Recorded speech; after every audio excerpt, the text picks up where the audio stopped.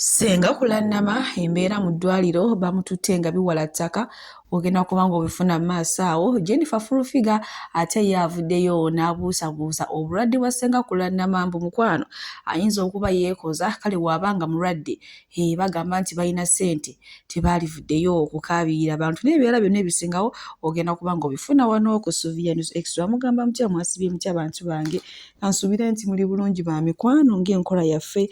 Mbasaba vidiyo eno mugimpe like era n'ensaba gwe wenna atannaba kusubscribinga wano ku Sylvia News Extra nti mukwano subscribinga era onyigene mu notification bell emesuwanga byonna bye mba nteekayo wano ku Sylvia News Extra. Nyonge kusabirako mwenna abalwadde abakosefukosefu tinsabira ekisa kya Mukama ate kibatuukeko ba mikwano. Suvi Airport Pickup and Transport Service nze kennyini banaye nga tukola ku ntambula. Oyagala kutwala mu kyalo olina family toyagala kulinnya taxi bus nkonaako enamba zange weeziri awo nja kubanga ezo ensonga nzikolerako ddala. Oyagala agenda ku party, oyagala agenda ku beach, oyagala kulaga oyagala kukima ku airport, oyagala kutwala ku airport banage mumpagire kati wemugana okubagira Suvi Airport Pickup and Transport Service ani anampagira munange sigenda kuluyisa era nga nkuvuze butereevu paka wasenga kulwana mimabegakaawo awo omwami we yavaayo n'ategeeza abantu mu kamera nti mukyala we munnange atawanyizibwa obulwadde bw'ekibumba nti era omusawo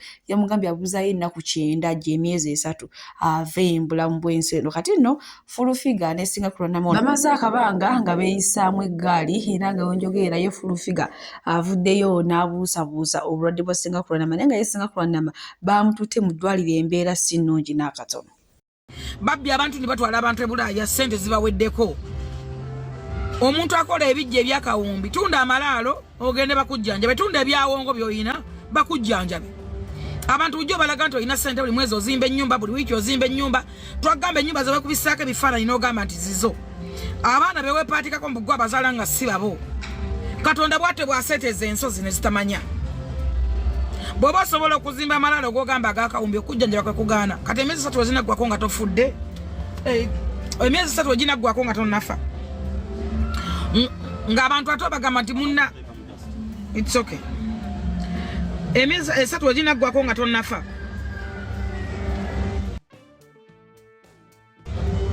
Nga ate abantu bagamba nange saafa. Kaakati saafa nkoze ntya. Tewali agenda kuyita.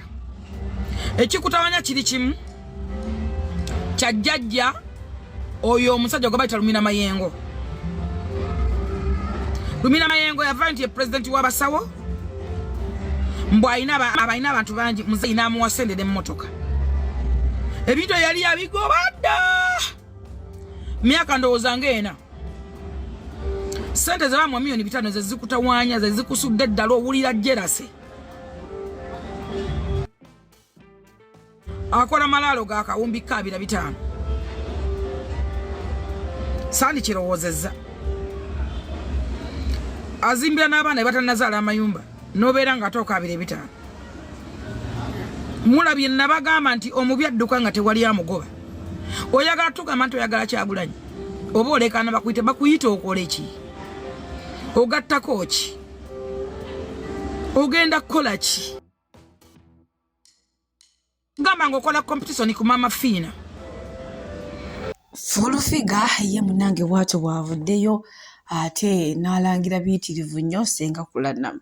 Mbu yakolanga competition ne Mama Fina nga kumbe Mama Fina ye alina waayimiriridde ewaggumivu ate okusinga ono. Ngenda okuba nga mbatuusaako vidiyo ya Senga kulannama ng'ate naye abannyonnyola lwaki omwami we yavuddeyo mu kamera n'asaba abantu bamukwatireko asobole okujjanjaba mukyala we obulwadde buno ate obumubuzaayo ennaku 9 zokka ave mbulamu bw'ensi eno oba Suvi Airport Pickup and Transport Service. Bakasitoma baffe abalungi nyongera okubajjukiza nti emiwendo gyo twagisaliddeko ddala nga woolabaawo ate nsiiba nti bagamba nti bookinga Suvi Airport Pickup and Transport Service mukwano nze siseererako ddala. Oyagala kugenda mu kyalo, oyagala kukima mu kyalo, oyagala genda ku party ate oyagala genda ku birthday oyagala kulya ku zizo kiki oyagala okulya oyagala kunona ku kisaawe oyagala kutwala ku kisaawe bookinga Suvi Airport Pick Up and Transport Service ate badiyale wojja nongamba munange byadala Suvi sente zonna zirabye naye ekyamazima siziwezaawo nja kusalirako oba okitegeera kati so gwe wenna atanaba ku bookinga Suvi Airport Pick Up and Transport Service onongojja n'akusalira nako olinze eki mukwano bookinga Suvi tweyongere jamani okuva wali bali awe wandege ya waggulu bayinawo laboratory yabwe bakeberera ne bangamba kino ekibumba kyetaaga kutwala Germany kirongosebwe kuba kijibwemu ofuna ekirala kyokwatagana nakyo mbirego bathebo ne banyabo nze ndi mukazi mukulu ate nzadde nkaddiye bwentunula nga ngenda kujjawo ekintu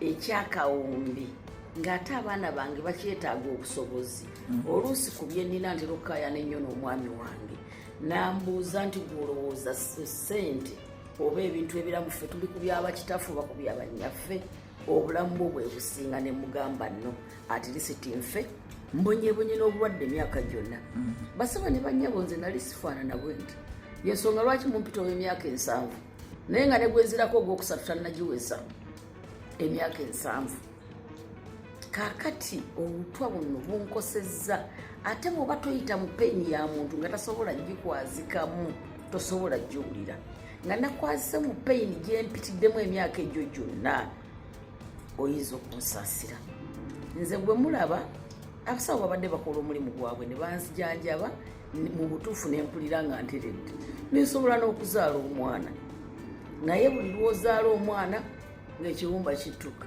buli lwozaala omwana temwerabira nali lubuto lwa bisaso nga lukulu ate ne bankola operation ne banzijamu n'akalulu omwana ne bamuwa omukka mu kundi oxygen mwasiza nze eno ne banzijamu akalulwe era newe mundaba wano ndi casualty sirina kalulwe kyevulaba nali nsaba n'ekyobulema mu parliament kale nze obulumi bwange tebumanyirikika singa wali wasaba ekya minisita w'abalema mu palamenti bampa ekyabalema mu palamenti kale basaba ne bannyabo obulwadde obwange tebulimu kwejinga tebulimu kwekoza mu abanvuma busimanyi njagala sente za pulezidenti Museveni nedda si bwe kiri ate teriyo mugagga abeera nakawumbi ku akawunti omuntu gwe bayita omugagga sente ezo zibeera mu property oyinza okundaba nti ndi mulwadde mwami wange anoonya kawumbi antwale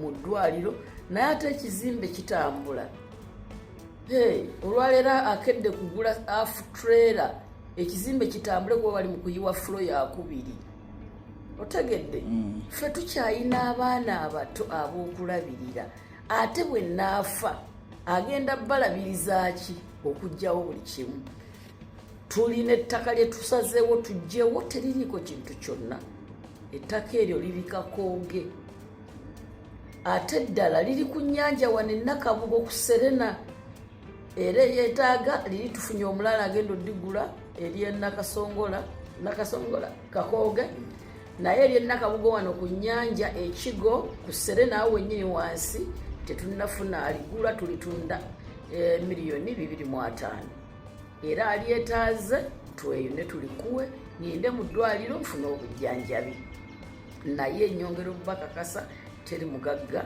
asuza kawumbi oyo manya nti mugagga musiru akawumbi kabeera kayina bye kateekeddwa okukola katonda abajjajja abampeera omukisa mugende mu maaso ne music ddagala ekirungi wendi mu buliri nvuddeyo omwami wange omanyi buli lwantunulako yeeyongera amaanyi tuvuddeyo ng'asesema nnyo kasitandya ku mmere ng'ekomawo ng'asesema nnyo njabasabula ndowooza ekintu mukitegedde. Abalungi abatuwuliriza era abatulaba olunaku olwaleero tukyaddeko ewa Sheikh Ashraf Dembe. Ssebo nsanyusa okubalaba. Amannya agange nze Sheikh Ashraf Dembe akola ku bizibu by'enjawulo. Omuntu singa aba alina ebirwadde tumusomereddwa, tumuwa amazzi ga lukuya nga bw'obadde ogalaba, tugenda abantu ku kyoto ne twokya emizimu emibi egibabaamu n'okulomba edduwa. Abantu singa abeera ng'ali wano atuuse sobola okumulombera edduwa, ne waba atatuuse nga mpadde amannya ge naye ng'ali wala. Neetaaze ennamba yange yeeno eri 0701763711. Nammwe bannyinaffe abali ebweru oyagala okuba nti oyagala okulombera ku dduwa ng'olina ebizibu, viza zibuze, amaka gakolongotana, ssente zikola zimpita mu ngalo, ojja kumpeereza ekifaananyi kyo n'amannya go, ebyo byokka bijja kummala. Nja kukulombera edduwa, ojja kutereera. Olunaku olusembayo mu mwezi mba n'edduwa ey'awamu ffenna n'abalwadde bange abakadde n'abapya. Salaamu alaikum warahmatullahi wabarakatuh. Bakilayanti bange abalungi mugyebaliko mwasiibye mutya kazudde ndi bulungi. Suvi Airport Pickup and Transport Service wano.